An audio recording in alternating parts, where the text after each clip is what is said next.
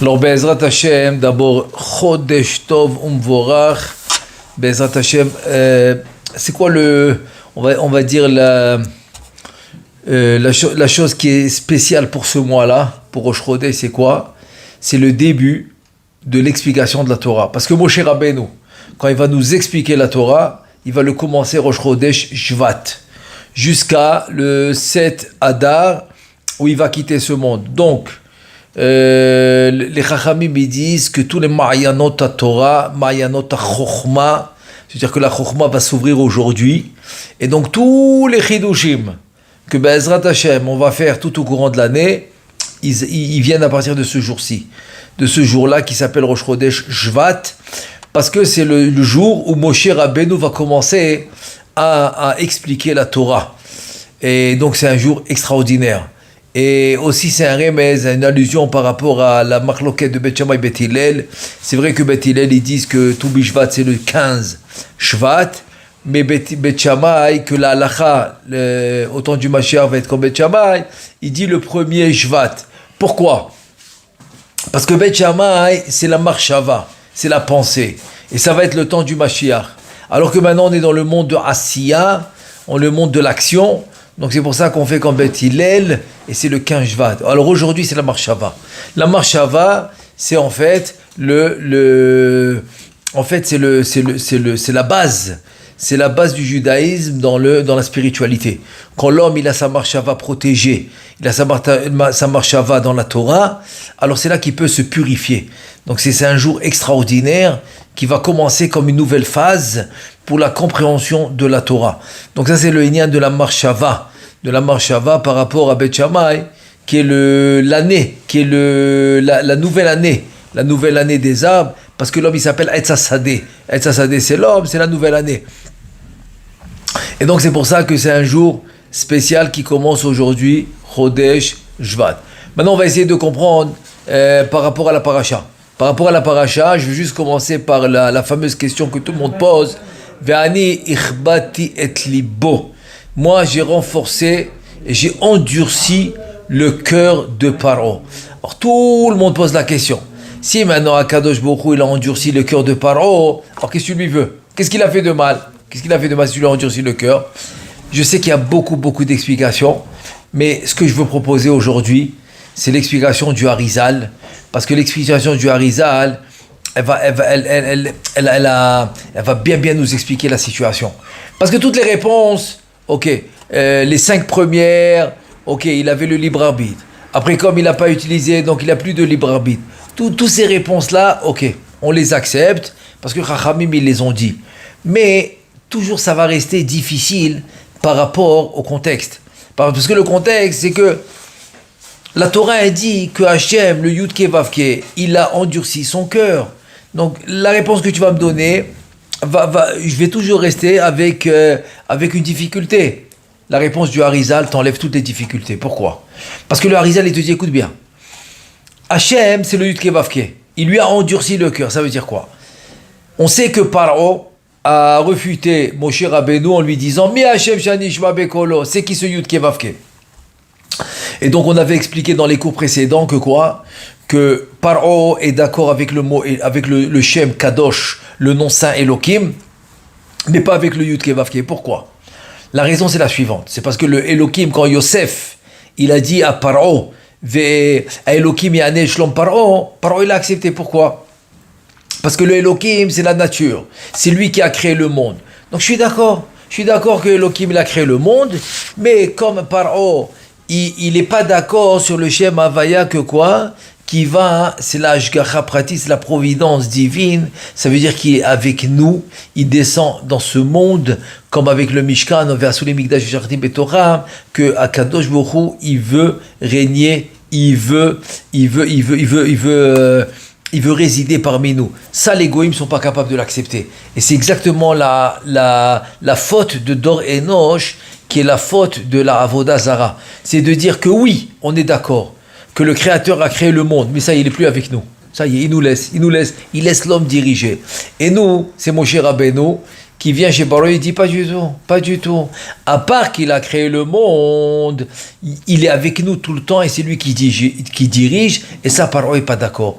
Donc qu'est-ce qu'il fait Paro? Il lui dit, ce que tu m'as dit, toi, Yudke Vavke, qui dirige le monde, qui est providence divine, Sajgara Pratit, qui est avec nous, je te crois pas. Elohim, je crois, mais il est resté en haut, il n'est pas là. Et c'était ça, Kaviachol, la discussion entre Moshe et Paro, et sur ça, Paro, il a renié. Et là, il vient Paro, il lui dit, Mi Hashem Shanishma Bekolo, c'est qui ce Yudke Vavke, tu dis providence divine, qui nous fait les disciples, qui est avec nous tout le temps, qui réside avec nous, c'est qui celui-là? Je te crois pas. Il vient le Harizal, il dit, écoute bien maintenant.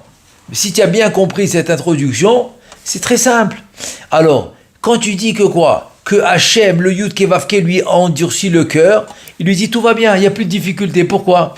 Parce que ce Yud Kevavke que tu as renié, que tu as rejeté, que tu as repoussé, c'est lui qui t'a causé endurcissement du cœur. Ça veut dire le fait que tu refuses d'accepter la providence divine, tu refuses d'accepter la présence divine, tu refuses d'accepter qui réside avec nous, c'est ça qui t'endurcit le cœur. Pourquoi un homme n'est pas capable de faire la tzedaka par exemple? Il dit c'est pas possible, moi j'ai travaillé, je vais pas donner mon argent. Parce qu'il n'est pas d'accord sur la providence divine. Il n'est pas d'accord que c'est la providence divine qui lui fournit tout. Donc moi je t'ai donné maintenant. Et tu sais que tu as plus que tu as besoin. Donc une partie n'est pas pour toi. Je l'ai donné à toi, oui, parce que j'ai mes raisons. Ne me demande pas c'est quoi mes raisons, mais j'ai mes raisons. J'ai mes raisons que ça doit passer par toi. Et c'est rien qu'un exemple que je donne, qu'on soit clair. C'est rien qu'un exemple. C'est un exemple, mais c'est un exemple parfait. Parce que c'est une difficulté qui est dans l'humain. L'humain, il dit, j'ai acquéri, c'est à moi, pourquoi je dois le donner? Mais quand tu sais que c'est pas à toi, tu es seulement le messager. Je passe par toi pour donner aux pauvres parce que j'ai des raisons. Il y a les Gilgoulim, il y a beaucoup, mille et une raisons. Je rentre pas dans ça, que ça doit passer par toi. C'est rien qu'un exemple parmi des dizaines d'exemples que en fait, c'est juste pour te dire que qu'est-ce qui endurcit le cœur de l'homme? C'est quand tu acceptes pas et tu refuses d'accepter la providence divine qui est la résidence divine, qu'elle est là, qu'il est avec nous tout le temps. Et c'est ça qui endurcit le cœur. Il n'y a plus de difficulté. Pourquoi il n'y a plus de difficulté? Quand tu dis V'Hashem irbidet libo, que le Yudke Vavke il a endurci le cœur de Paro, oui, c'est parce que tu l'as refusé. Parce que tu n'as pas accepté le Yudke Vavke, tu n'as pas accepté le fait qu'il réside parmi nous, c'est ça qui t'a endurci le cœur. Donc c'est exactement dans les mots, ça rentre, et tu vois qu'il n'y a plus de difficulté. Donc c'est ça qui lui a endurci le cœur. Et c'est ça qui a endurci le cœur de tout celui qui n'accepte pas l'Ashgacha Pratit. Tout celui qui n'accepte pas la providence divine, c'est ça qui a endurci son cœur.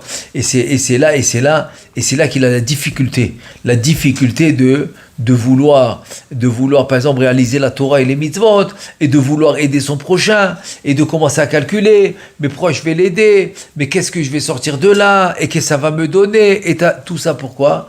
Parce que tu n'es pas convaincu. Tu n'es pas convaincu que ton Créateur, c'est lui qui est là, c'est lui qui réside, et c'est lui qui t'a demandé de faire cette action. Donc si tu sais que c'est lui qui t'a demandé, il n'y a aucune difficulté. Et si maintenant tu n'acceptes pas, ça endurcit ton cœur. Voilà. Donc c'est en fait Torah, c'est la chose Nora'a. C'est pour nous enseigner quelque chose. Donc à tout niveau, Paro à son niveau, parce que c'est un goy, et aussi c'est un très haut niveau de Sitrahra, de Kali, de Klippa. Donc à son niveau, c'est la conséquence qu'il a eue. Mais il faut comprendre que la Torah c'est Ora'a. C'est pour tout le monde. Donc chacun d'entre nous, à chacun d'entre nous, ça veut dire à chaque niveau, ça peut se réaliser. Ça peut se réaliser cet endurcir le cœur. Le fait que son cœur s'endurcit, c'est que pour ça. Donc ça peut se réaliser pour chacun d'entre nous. Et donc c'était rien qu'une petite parenthèse pour comprendre un peu cette question qui est posée par tout le monde, que Hachem lui a endurci le cœur. Oui, le fait que tu refuses d'accepter la providence divine, ça t'endurcit le cœur. Et quelqu'un maintenant qui est léger, parce qu'il est convaincu. Il est convaincu que Hachem il fait tout, il dirige tout, donc il n'y a plus de problème. Et c'est ça que David Amelech il dit, Ashlech al Adonai, ou Yaefra ou Yichalkelecha. Maintenant, donne tout à Hachem et t'inquiète pas qu'il va s'occuper de tout. Et je veux juste, avant de fermer la parenthèse, je veux juste ramener le fameux machal que j'ai l'habitude de donner, qui est très mamash, qui va résumer tout ce qu'on a dit. C'est le soldat qui, après qu'il a fini son service militaire, etc., ou bien qu'il est au milieu, mais il a reçu par exemple un Shabbat de libre, et donc voilà, vendredi, il prend son sac à dos. Je ne sais pas si vous avez déjà vu les sacs à dos des militaires, ils sont énormes, ils sont grands, il les met sur son dos, donc ils sont lourds, et voilà, c'est en plein été, il fait très chaud, et le militaire qui transpire, le sac à dos qui est lourd, et voilà un autobus on va dire de 15-20 passagers qui s'arrête, lui dit écoute, ça tombe bien, je suis libre, je suis vide, alors je suis prêt à te prendre où tu vas. Ah, très bien, c'est pas loin de là où je dois aller, viens, je vais te prendre. Il propose aux militaires de le prendre parce qu'il le voit transpirer et le sac à dos est lourd. Et là, le militaire, il lui dit merci, il rentre, il voit par son rétroviseur que le militaire est resté debout. Il dit, mais attends, tous les sièges, tiens, viens, 20 sièges, ils sont libres. Tout est libre, assis-toi, enlève ton sac à dos. Qu'est-ce qu'il lui répond, le militaire? Il dit, écoute, tu t'es déjà dérangé, tu t'es arrêté pour me prendre à moi. Je veux pas t'alourdir avec mon sac à dos. Alors, tout le monde maintenant, c'est la réaction du chauffeur, il rigole, il dit, attends, si toi tu es dans le bus, ton sac à dos c'est dans le bus, donc quelle différence que tu le laisses dans ton dos ou que tu le mets sur le siège? Ça c'est le machal. Ça c'est la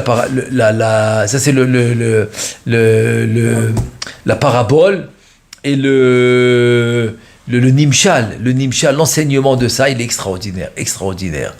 Il vient l'homme, il dit à Kadosh Baruch Hu, écoute, aide-moi pour ça et pour ça, mais il y a certaines choses que l'homme il garde pour lui. C'est le fameux sac à dos du soldat qui reste sur lui. C'est-à-dire, tu dis à Kadosh Baruch Hu, aide-moi pour ça, mais le sac à dos tu l'as laissé sur toi. Pourquoi qu'est-ce que tu dis? Non, je te dérange déjà, Kadosh Baruch Hu, je te dérange pour certaines choses. Je veux pas te déranger aussi. Je veux pas te déranger aussi pour mon sac à dos. Donc tout le monde comprend que c'est en fait c'est de la rigolade quoi. Si déjà Kadosh Baruch Hu il te prend dans sa main, il te prend en charge, donc tu comprends que toi et ton sac à dos, vous êtes dans sa charge. Mais le fait que Kadosh Baruch Hu il prend pas plus de place que tu lui fais, donc il te respecte. Et là, ça résume tout ce qu'on a dit. Se dire en deux mots, si tu sais faire confiance à ton Créateur et lui remettre tous tes problèmes dans sa main, alors tu es léger, tu n'as pas de problème. Il n'y a pas de irbati et de libo, il n'y a pas d'endurcissement du cœur, il n'y a rien du tout. Tout est léger, tout est facile, parce que tout est entre les mains d'Akadosh Baruch Hu. De la même manière qu'il te supporte à toi, il supporte ton sac à dos. Sac à dos, ça représente tout le fardeau que tu supportes jour après jour dans le quotidien. Là, je ferme la parenthèse. Et là, maintenant, une notion extraordinaire dans le pasuk. Ulma'an tesaper be'ozne bitra ou ben bitra asher it'alalti b'mitzrayim ve'et ototai asher samti bam vidatem ki ani Adonai. Maintenant, je veux que vous sachiez que c'est moi, le Yud Ke Vav Ke, c'est exactement, c'est pour ça que j'ai fait l'introduction du Yud Ke Vav Ke, parce que le pasuk qui va te dire que le but des makot, le but de tous les plaies que Akadosh Baruch Hu il va amener en Égypte, c'est pour que tu racontes à ton fils et à le fils de ton fils tout ce que j'ai fait en Mitzrayim et tous les otot, les moftim, c'est-à-dire les miracles, tout ce que j'ai fait, comme ça ils sachent que c'est moi. C'est qui moi? C'est Ani Hashem. Ani Hashem, c'est le Yud Ke Vav Ke. C'est quoi? Shiviti Hashem le Negdi Tamid. C'est la providence divine et c'est moi qui réside avec toi et c'est moi qui est avec toi tout le temps et c'est moi qui résous tous tes problèmes et c'est moi qui fais tout. Donc voilà, je veux que tu... Donc la mitzvah, c'est quoi? La mitzvah, c'est reconnaître la force ultime dans notre quotidien. Voilà, ça c'est la mitzvah. Maintenant, il nous dit le Marsof à Lavan, c'est Rabbi Yaakov Abuchatzera, c'est dans son livre avec beaucoup de Kabbalah, extraordinaire, sur la paracha de la semaine. Il ramène beaucoup de Kabbalah. Et là, il nous dit, on a ici un remez. On a une allusion que quoi? Bincha, comme ça le passouk qui dit, ton fils. Ou ben, le fils. Bincha, le fils de ton fils. Il dit, ça représente les 4 enfants de la Haggadah. On a 4 enfants dans la Haggadah. Arba'a banim, she'amar ba'Haggadah. Ça veut dire que quoi? Que la Haggadah va nous parler de 4 enfants. Keneged arba'a bani dibra Torah. Que la Torah, dans Bincha, ou Ben Bincha, la Torah fait allusion à 4 enfants. C'est ça qu'elle nous dit la Haggadah. Alors, pourquoi? Comment tu vois 4 enfants ici dans le passouk? Or, tiens, Bincha, c'est 1. Uben, c'est 2. Dekarebe, Uben. Uben, Areshlosha. Tu as le Vav. Pourquoi tu as dit Uben? Ben, c'est 1. Uben, un autre, ça fait 3. Donc, on est rendu déjà à 3. Bincha, c'est 4. Ça fait Bincha, c'est 1. Uben, ça fait 2. Ou, c'est en plus. Donc, ça fait ça fait encore 1, ça fait 2. Ben, ça fait 3. Bincha, encore une fois, dans le passouk, ça fait 4.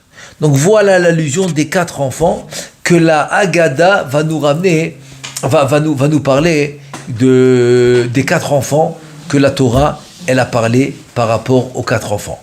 Et donc les 4 enfants, tout le monde les connaît, c'est le Chacham, le Racha, le Tam et Sheno Yodea Lish'ol. Et là, la question, elle est énorme. C'est quoi la question? Il dit, la Torah, qu'est-ce qu'elle voulait de ça? Qu'est-ce qu'elle voulait des 4 enfants? C'est quoi la raison des 4? Et qu'est-ce que ça sort de là? Pourquoi 4? Pourquoi pas 5? Pourquoi pas 6? Qu'est-ce que tu veux des 4 enfants? Tu veux dire, la Torah, elle aurait dû dire tout simplement, Vigata lebincha, tu diras à ton fils. Et chacun de nous a son fils, donc tu vas dire à tout le monde. Ou bien, Vigatem libnechem, tu le dis au pluriel. Et vous allez dire à vos enfants. Alors, on sait que la Gemara a dit Are bene banim kebanim, les petits-enfants, c'est comme les enfants. Donc, automatiquement, les grands-pères, ils disent aux petits-enfants, les parents aux enfants, et voilà, donc tout le monde va comprendre. Et là, tu vas inclure tout le monde. Tu vas inclure le Chacham, le Racha, le Tam, et tu vas inclure celui qui ne s'est pas posé les questions. Sheno Yodea Lish'ol. Attends, c'est une grosse question. Qu'est-ce qu'il y a besoin maintenant de me dire 4 enfants? Non. Dès que tu me dis que vous allez dire à vos enfants, donc tout le monde est inclus. C'est-à-dire, la question se pose, c'est pourquoi tu as besoin de me désigner ce chiffre. 4 enfants. Keneged Arba Banim. Premièrement. Deuxièmement, puisque les Banim, Ketanim, c'est les enfants, ou bien les Neharim, les jeunes hommes, etc., Ma Rishut Shayar Baem. Pourquoi tu les appelles Racha? Tu me dis les banim c'est les enfants. Ça peut être les adolescents, ça peut être les petits-enfants, 8 ans, 9 ans, 15 ans, 16 ans, 17 ans. Pourquoi tu les appelles Racha? Tu m'as dit Racha, Maou Omer. Qu'est-ce que le Racha, il va dire? Alors, Uben Katan, donc c'est le fils qui est petit, Veshal Sheela Shelo Bakavana. Donc il a posé une question sans Kavana. Donc qu'est-ce que tu l'appelles Racha? Et la Torah, elle dit qu'il est Racha. Comment c'est possible? Maintenant, tu parles d'un enfant. D'un enfant, il a posé une question sans Kavana, tu l'appelles Racha. Troisièmement, si tu as vu que quoi? Que le fils qui se conduit comme il faut, il comprend, et on lui dit Ma avoda zot lachem, et lui nous dit, oui, c'est lui qui nous dit Ma avoda, c'est quoi ce travail pour vous? Shelo ifrin ben mila lachem le etrem. Il n'a pas fait la division entre lachem à vous ou etrem à vous. Alidé shamar lachem. Alors je comprends pas.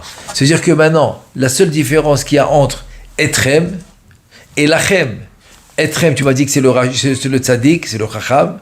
Et lachem à vous, tu m'as dit que c'est le rachat. Comment c'est possible?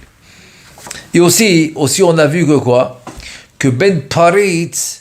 Maintenant, si tu as quelqu'un que vraiment c'est un enfant, on va dire, qui est vraiment problématique et qui ne va pas dans le droit chemin, et il dit dans sa question Ma edut vers chukim, c'est quoi ces edut, c'est quoi ces chukim, c'est quoi ces mitzvot, c'est quoi ces lois, Asher tiva Eloheinu etrem, que Hachem il nous a ordonné à vous, à l'idée Hachéla, on va. Quoi? Parce que lui, il a posé la question, il a mis Etrem, Hachem Elokeinu, notre créateur, vous a vous a ordonné à vous, ça y est, tu l'as rendu chacham. C'est quoi, comment ça marche ça? Comment ça marche? C'est-à-dire, c'est pas, on va dire que c'est pas automatiquement logique. C'est pas automatiquement logique, c'est cette compréhension-là des quatre banim. Aussi, on sait que dans la Mishnah de Avot, Altadin et Travera les Kafrova, qui im les Kafsrou. C'est-à-dire, on sait que dans la Mishnah dans le deuxième chapitre de Avot, la quatrième Mishnah, elle dit Evedan et Kol Adam les Kafzechut. Sache juger chaque homme les Kafzechut. Vers le bon, c'est-à-dire juge-le bien, ne le juge pas mal, juge-le avec, c'est-à-dire essaye d'expliquer ce que tu as vu, ok, essaye de l'expliquer par mérite, donne-lui un mérite, dis qu'il s'il a fait à cause de ça et de ça, donc tu lui donnes un mérite, mais ne juge pas la personne et direct tu l'attaques et direct tu le juges, les kafrova, kova ça veut dire que c'est quelqu'un qui est chayav, qui est le contraire de méritant. Alors, et quand l'enfant il demande, Ma avoda azot lachem, c'est quoi ce travail que vous avez à vous? Il parle des mitzvot. Tsarich aviv le afrino. Veyomar lo mata mamarta lachem. Donc son père dit, attends, mais pourquoi tu as dit lachem à vous? Mais toi aussi tu es inclus. Shema shelo bemit kavena. Peut-être qu'il n'a pas fait exprès. Tu l'as appelé Racha. Pourquoi tu l'appelles Racha? La Mishnah t'a dit Evedan et kol adam le kavzechut. Rends le méritant. Non, tu l'appelles Racha. Pourquoi? Vekarov le vada shelo mit. Attends, tu m'as dit que c'est Arba Abanim, c'est des enfants. Donc c'est sûr qu'il n'a pas fait exprès. Il n'a pas fait exprès de dire Lachem, à vous. Donc tu peux le reprendre. Et si tu me dis démarrer chez Bachanou Aviv ou Metzao Bebirou, Chou Kofer. Non. Tu peux me dire, attends, son père, il a vérifié, il a vu que c'est un Kofer. C'est ça que tu vas me répondre. Zelo Shayar. Be Mashmaout Alashon Agada, ça rentre pas dans les mots de la Agada. C'est-à-dire, en deux mots, on comprend pas. Comment la Agada peut dire, voilà, celui-là c'est un rachat? Pourquoi c'est un rachat? Qui a dit que c'est un rachat? Peut-être tu peux le reprendre, tu peux lui expliquer. Parce que la Gadel a dit Ulfi shiotziet atzmo minaklal kafar ba'ikar, c'est que la Gemara. Puisqu'il a dit lachem, il n'a pas dit lanou, donc il est sorti du jeu. C'est que ça que tu as dit. Donc c'est dire que tu as fait attention aux mots. Mais peut-être qu'il n'a pas fait exprès. C'est un enfant, il n'a pas fait exprès. Pourquoi on ne le juge pas avec mérite? Mashma de aliede amira lachem davka. Chez Mashma uta lachem velolo basé kafar beikar. C'est comme ça qu'il a été kofer, qu'il a renié le principal. Dimita jefrino aviv o metzao kofer. Ayalo lomar ou le fait nimza kofer beikar. Il fallait dire que quoi? Parce que son père a vérifié, il a vu qu'il était kofer. Non, tu n'as pas dit ça. Tu as dit parce qu'il a dit ce mot lachem, alors je le juge comme un kofer. Et la vadaï lo amar ki im milat lachem à cause du mot lachem. Et celui-là tu l'appelles pourquoi? Pourquoi tu as fait ça? Pourquoi tu n'as pas le jugé avec mérite? Essaye de le corriger, essaye de lui enseigner. Parce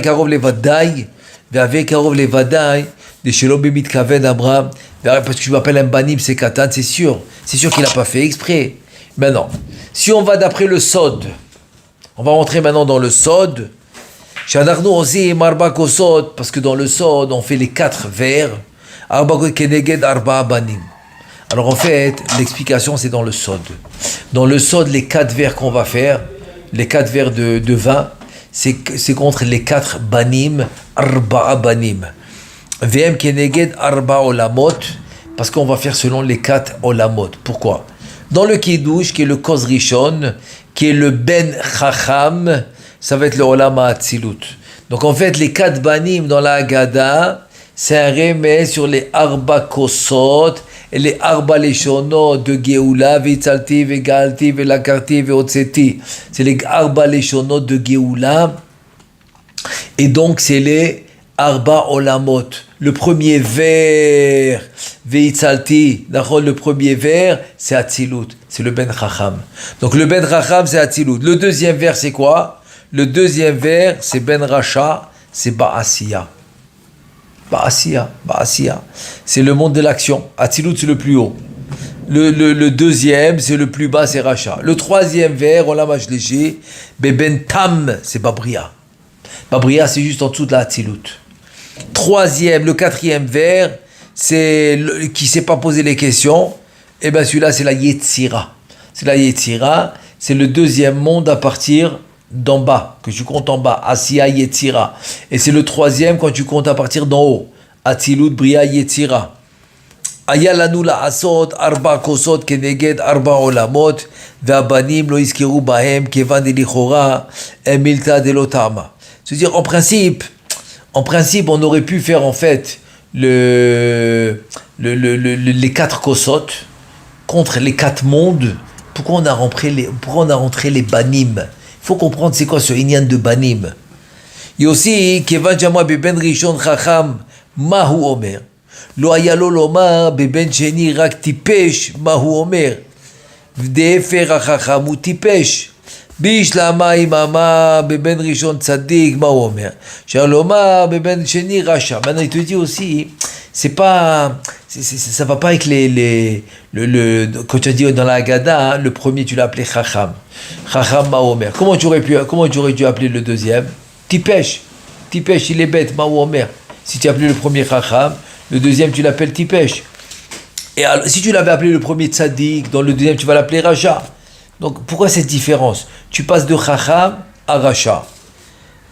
Aval, Keshamar, Barishon, Chacham, Aïlomar, Tipesh. Tu aurais dû dire Tipesh, c'est le contraire. Ça s'appelle Davar Veipuro. La chose est son contraire. Donc, le contraire de Tzadik, c'est Racha. Mais comme tu as dit Chacham, le contraire de Chacham, c'est Tipesh. מאי טעמה לא הביא תשובת הבן החכם שהוא המעולה בבנים מן התורה רק בדברי חכמים אין מבטיחים אחר הפסח אפיקומן וניח תשובתו שבצידו הכתובה בתורה ותפס לשון חכמים צריך להתבונן עד. Aussi on veut comprendre maintenant pourquoi maintenant le Chacham il aurait pu Chacham Mahomer il aurait pu amener la réponse par rapport au pasouk de la Torah. Non, il amène une halakha. Que en maftirin achar pesach afikoman, que après le Pessah il y a que afikoman, on peut plus manger après, etc. C'est quoi le inyan? Et là il nous dit un truc incroyable. C'est-à-dire que on sait que ce que le Sha'ar Kavanot, c'est le Harizal. Ce que le Harizal il a dit dans les drouches de Pessah, il y a plusieurs drouchim, c'est le 12e drouche de Pessah. Il dit que Mina Pessah Ve'ada Atzeret, c'est Yemei Adin. On sait que que les élèves de Rabbi Akiva sont niftar de Pessah, du Pessah jusqu'à Atzeret. Atzeret c'est Shavuot. C'est pour ça que c'est des jours de din et c'est Sfirat HaOmer. Sfirat HaOmer, c'est des jours de rigueur. Les fiches ou Zman, parce que ça s'appelle Zman HaKatnout. Là maintenant il faut comprendre c'est quoi Zman HaKatnout. Et là on va comprendre c'est quoi maintenant. C'est quoi tout que l'homme il passe dans le quotidien, quand il passe des moments difficiles de rigueur. C'est quoi? C'est que il n'a pas assez de lumière spirituelle. C'est-à-dire que l'homme, pour pouvoir surmonter tous ses problèmes dans le quotidien, ce qu'il a besoin, c'est de lumière spirituelle. Et habituellement, le Yetzer Hara le repousse et l'éloigne des lumières spirituelles. Par exemple, il va moins prier, il va moins étudier, il va moins faire les mitzvot parce qu'il est pas bien. Mais c'est le contraire. Ça le repousse. Ça va le repousser et donc ça va seulement augmenter la rigueur. Donc la solution pour la rigueur dans le quotidien, c'est augmenter le spirituel. C'est ça la solution. Il n'y a que ça qui va l'aider dans le quotidien. Et là il te dit, donc c'est pour ça que de Pessah à Shavuot, c'est Yemei HaKatnout, parce qu'à Shavuot on aura la lumière spirituelle qui s'appelle les mochin des Gadlut, ils vont venir à Shavuot. וכל זיווג שיש למעלה בימים האלה, אפילו בשבתות, הוא מן הקטנות.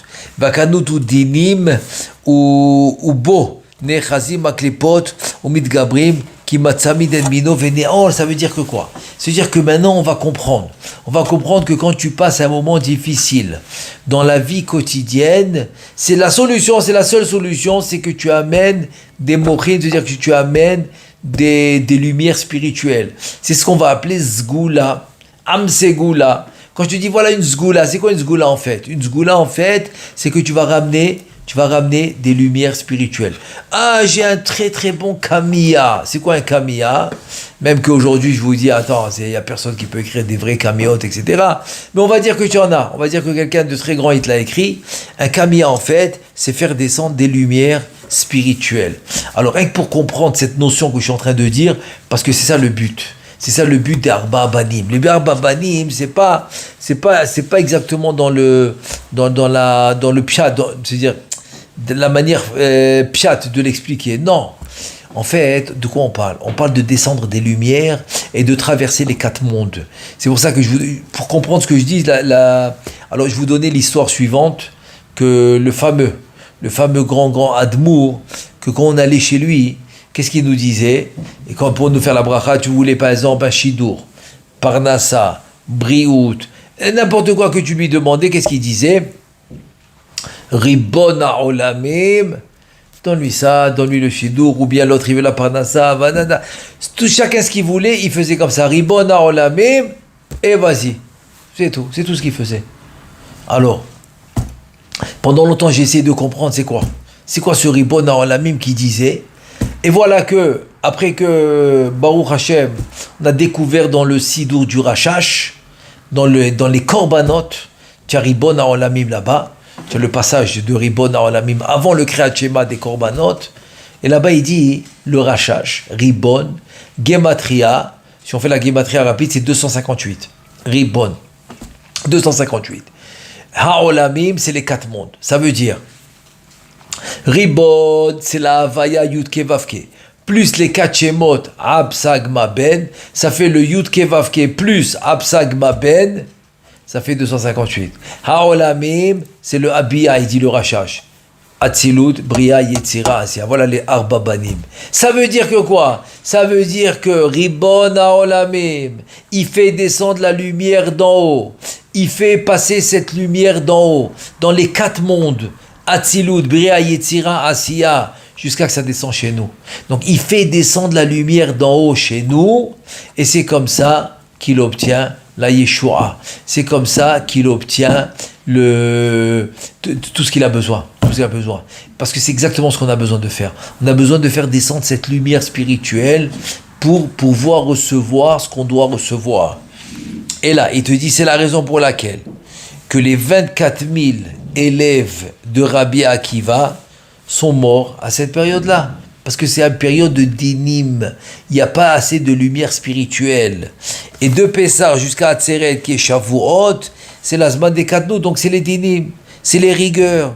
Donc, Akadnout ou Kelim Achitzonim, ça veut dire qu'en fait, c'est un matzav qui revient chaque année. Parce qu'on sait que dans le Zmanim, dans les fêtes, c'est exactement la même Ehara qui revient tous les ans. Donc là aussi, entre Pessah par exemple et Shavuot, ça revient cette Katnout. Donc finalement, qu'est-ce qu'il nous reste à faire? Il nous reste à faire et à apprendre de ça, c'est quoi? C'est le Arba Banim. C'est quoi Arba Banim? Arba Banim, ça veut dire de faire descendre la lumière spirituelle à travers les 4 mondes. Parce que Arba Banim, tu m'as dit que c'est Arba Kosot. Arba Kosot, c'est les 4 vers, tu m'as dit que c'est les 4 mondes. C'est Atzilut, Bria, Yetzira, Asiya. Donc tu fais descendre finalement la lumière d'en haut et c'est comme ça que tu obtiens la Yeshua. Et sur ça, je veux rajouter Bessiata Dishmaya, un chidouche extraordinaire, c'est que finalement, on attend tous le Mashiach, oui. Mais en fait, Chachamim, ils ont dit Ikveta des Mashiach.